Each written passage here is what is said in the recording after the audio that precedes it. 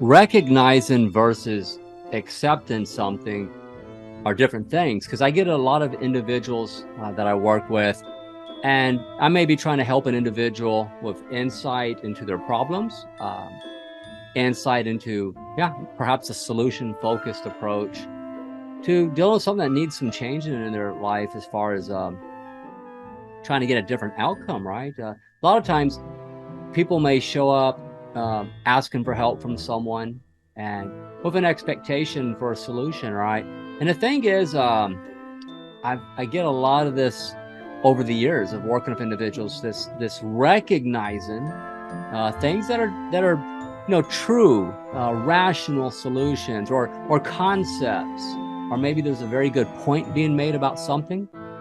And people will say, well, I agree with you, right? They'll say, I agree with you, or yes, this makes sense, I understand.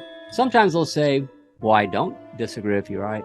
So they'll acknowledge it, they'll recognize what the points you might be making with something that is a viable point, concept, solution, even in terms of what would help an individual, move towards something different in their life, to get a different outcome, or at least the alleged outcome they say they want, which is a whole other issue altogether. What people say they want versus what their way of thinking and behavior actually really says.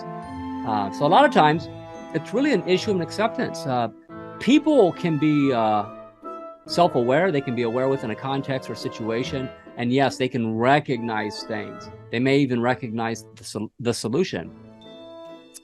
But what happens is they want to kind of just hold people hostage with their ambivalence.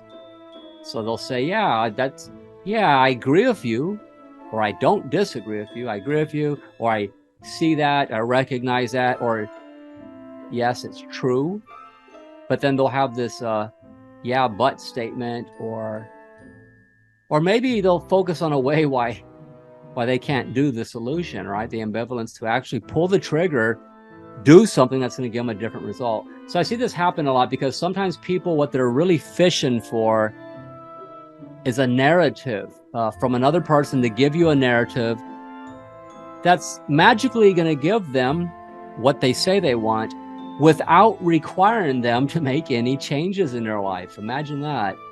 I want to come to someone for some help. I need to gain insight into myself. Let me get some therapy, maybe a life coach, maybe a mentor, maybe it's a friend. Let me tell them about my grievances of what I'm unhappy about, or my concerns, problems, if you will. And let me just bend their ear, maybe holding them hostage with my problems, perhaps even expecting them maybe to offer some advice, right, or solution, only for me to be dismissive of the advice, focus on reasons why the advice will not work, or even say I recognize that it's true, even validate that, the person has a point. They actually have something that would help, right, solve the issue. Something different you can do. But that's really not what some people want. What they want is someone to maybe tell them what they want to hear. You don't need to change anything, right? Maybe the universe needs to conform to you. The rules of the universe, how things work, need to change. And then magically, there you go. You're going to get that different result or experience you want in your life without you needing to change anything, make any adjustments, adaptive skills, do something different. You get the idea. So this happens. It happens a lot. And I kind of respectfully, I call people out on this when it happens. I'll point it out. So look, we can focus on reasons how it's not going to work, and we can play that game, and let's see how well that works. Things you recognize, but then you come up with a reason why you're not going to do it or can't do it. So that's the ambivalence again, readiness to make changes. So we can do that, and let's see how well that works for you. Or you can flip it the other way around and focus on reasons for how doing things that are different can work for you, right? Flip it the other way. So this is the issue of personal responsibility. On one hand, you may be assigning the responsibility for yourself to make changes by putting it on other people, asking them to help you, hey, I'm asking for help, or I'm going to a therapist, or look, I'm trying to get help, but at the same time, you're not willing to do anything different, right? So you're assigning this responsibility to the universe, to everything that's outside of yourself, other people, the situations, well, this needs to happen, et cetera, I can't do it because of this. So the ability for you to change, it's always outside of you. And the manipulative part of this is that while assigning this to things or situations or people that's outside of you, you also want to limit how they may be able to help you, right? So I'm going to limit them at the same time. Yeah, they're supposed to help me change. The truth is, nobody can help you or make you do anything if you're not ready to change.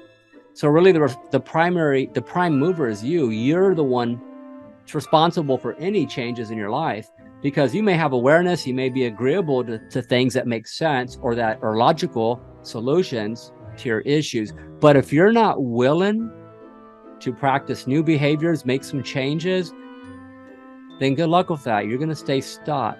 And in this case, you're doing it to yourself.